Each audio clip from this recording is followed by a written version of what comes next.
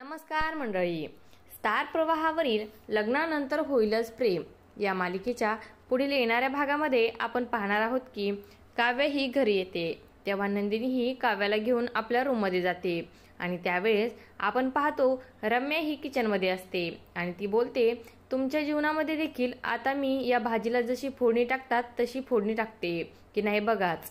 त्यानंतर आपण पाहतो रूममध्ये गेल्यानंतर नंदिनी ही काव्यावर खूपच ओरडते आणि बोलते, काव्या तू अशी कशी काय वागू शकतेस? आपल्या नवऱ्याला कोणी दुसऱ्याच्या बरोबर जाऊ देईल का?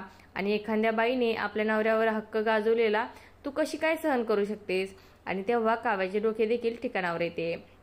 आणि त्यानंतर आपण पाहतो रात्रीच्या वेळी रोजच्या सवयीप्रमाणे पार्थ हा त्याचा हातरून घेऊन हॉलमध्ये झोपण्यासाठी जाऊ लागतो। तेव्हा काव्य ही त्याला अडवते आणि बोलते, पार्थ थांबा, तुम्ही आजपासून इथे झोपायचे आहे।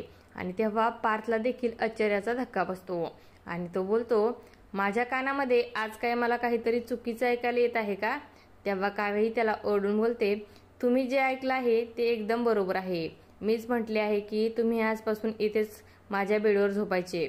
आणि तेव्हा देखील पार्थ अतिशय आनंदित होतो। तर तिकडे आपण पाहतो नंदिनी ही आपल्या बेडरूम मध्ये जाते तर जीवाने बेडवर बेडशीटने खूप मोठ्या अक्षराने सॉरी असे लिहिलेले असते आणि तो बोलतो, मला कोणीतरी सांगितलेले आहे, बॉस ऑलवेज राईट, माझ्याकडून चूक झाली आहे, त्यामुळे कधीही बायकोची माफी ही नवऱ्यालाच मागावी लागते।